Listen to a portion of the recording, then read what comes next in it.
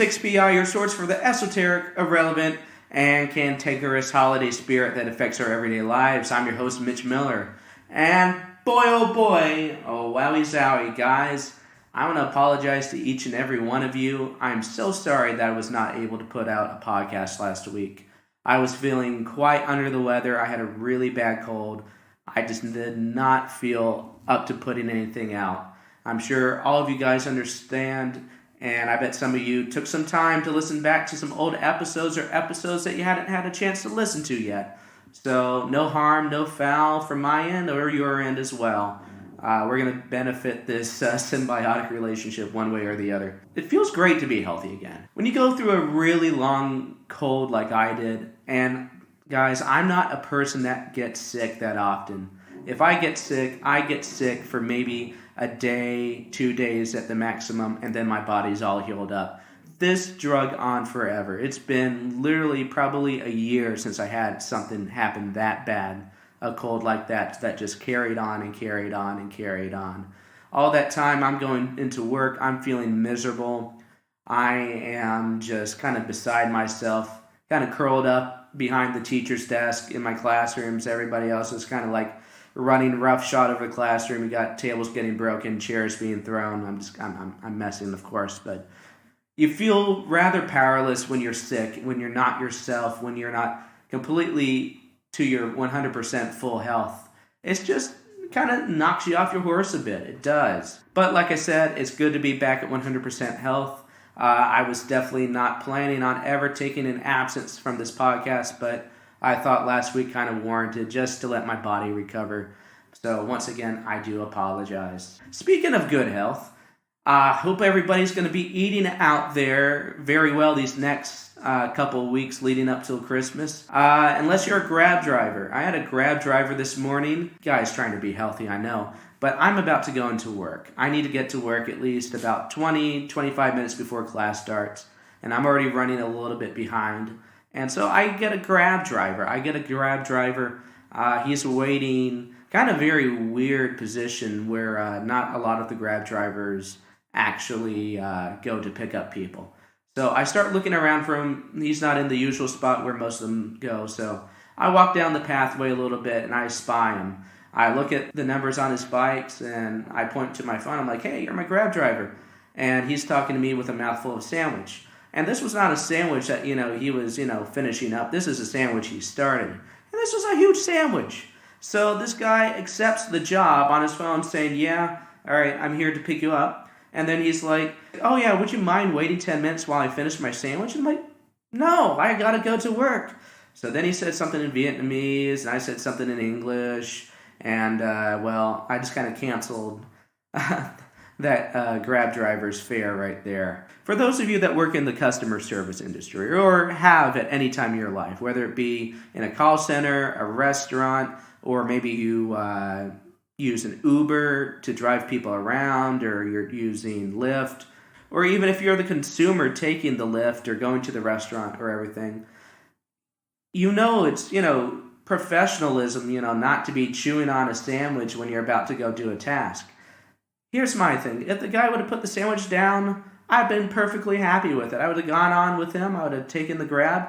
Or if he was chewing on it while he was driving, I don't care. The guy has to eat his breakfast. But, for somebody to go to you and say, hey, I want to finish my food first. You mind waiting? It's like, I feel like that's complete disrespect to the person, trying to do your service. I mean, what if a mechanic was saying, oh, hey, I can get these tires changed for you in about 20 minutes, but let me eat my big piece of Stromboli first. Do it on the job. Do it while you're doing the job. It's not that difficult. Of course, this is coming from a person that's never rode a bike, but put the sandwich down then. Put it down for about 2 or 3 minutes. It's going to be okay. Folks, I want to apologize if you hear any background noise. I have very noisy neighbors. I got some literally just across from me that are having a big party right now. I got a neighbor upstairs. I swear, he is hammering 24/7 or shifting around furniture, or he is playing marbles on his kitchen floor. I don't know what this guy's doing above me. I really, really don't. It is something that I hear during the day, during the night, Loud, as you've heard previously on the podcast, he thinks it's just a ghost. And I'm like, no, this is a guy moving shit around upstairs. And it just goes on. And it's like, I can't go up to the guy and speak to him and be like, hey, can you keep quiet? But it's been sounding like they've been remodeling the apartment for the past 5 months I've lived here. It's annoying, it's ridiculous, and it's literally like clockwork. Like at a certain time at night, they always shift the furniture. At a certain time of night, they're always hammering. At a certain time in the morning, they're always hammering. And so they're either working 24/7 around the clock on remodeling this house, or the guy has a wood shop in his apartment and he's doing pieces for people. It gets annoying because being in a new apartment like this, I'm sorry to say, but they did not put any soundproofing in, so whatever happens next door in the next apartment, I can perfectly hear. Whatever happens above me, I can perfectly hear. It doesn't help that the corridor in this apartment acts like a breezeway, and just any sound that carries from one end goes to the other. Sometimes it even gets louder when I start recording. I wonder why. I don't know. Maybe they don't want me to have a podcast. Who knows? But you know what also is annoying? Okay, so as we all know, that November has a thing called Movember, where Movember, if you guys are not familiar with the term, is when men sport a mustache in order to raise awareness of like men's health, prostate cancer, testicular cancer, suicide among men. And it is done as a thing to help promote awareness and for people to go out and get the help they need if they're in trouble or think they might be sick. It is a nice public encouragement for all men to go out and do something. So usually, around the world, they'll have contests for Movember. The contest usually being who can grow the best mustache, which I think that is a great idea. I think it's probably a nice, fun thing for men to do, something that, doesn't question a man's masculinity. Any man, would go out and, take a shot at this. Men do like, sporting facial hair. Some of them like taking care of it. But here's the thing. So the company I work for had partnered with a local barbershop in order to vote for the person that got the best mustache at this local barbershop. So you had to go into the barbershop, you had to get your beard cut or mustache cut a certain way, take a photo, send it in, and then people could vote on it.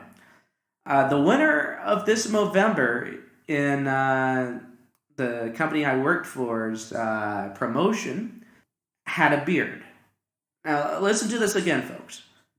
The man who won the contest for Movember had a beard. And you're thinking to yourself, well, what exactly is wrong with that? When you have the full beard, it's not a mustache anymore. If the mustache connects the beard and the mustache together, it is not a mustache. It just isn't. It's a beard. You got chops on the side. You got the mustache in the middle. And I should know because I am sporting this facial hair right now. If you guys want a good picture, go look up General Burnside, fought in the Civil War. I have that type of beard right now. I don't consider this a mustache. It is not a continuation of my mustache. It does not go out into my face and stop at a certain point before reaching my sideburns. It goes all the way from my sideburns to over my lip. This is a beard. So a guy with a beard won the Movember contest. It doesn't make any sense. It just doesn't. It's not fair. One of our guys I work with today, he actually cut his beard off, and he's just sporting a nice bushy mustache. It looks really good on him.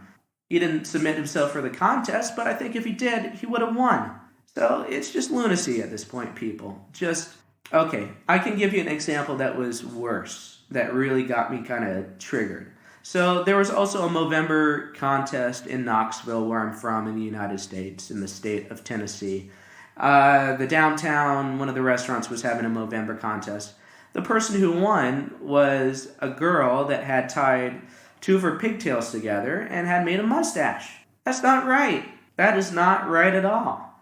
I'm not trying to sound like we're super insecure men who care about our facial hair but don't take care of it, and then when somebody gives us criticism on it, we go off the rails. I'm not trying to sound like that, even though I am, but it's cheating.